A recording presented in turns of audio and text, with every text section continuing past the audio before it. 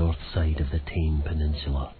fields of golden barley divided up by our meandering spring, sway and rustle in the crisp sea air. But for the men who make our whisky, this is not some romantic start to a Highland film.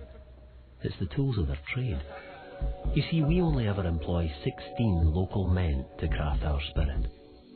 Men we welcome as cheeky wee boys and, like George Ross, who worked here for over 70 years, seldom see the need to part company with. Now,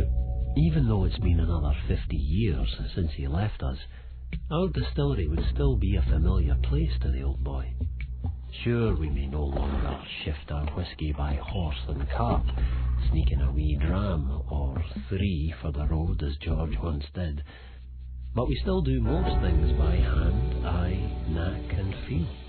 which means there's no manual for the way we create our whisky. It just has to be experienced over and over again until they get the hang of it, experimenting, tuning and improving their craft before passing it on to someone else who will pass it on to someone else who, well, take the ceremonial sweetening of the stills, where Dougie Murray will slog up Morangy Hill just as Murray Senior slogged before him,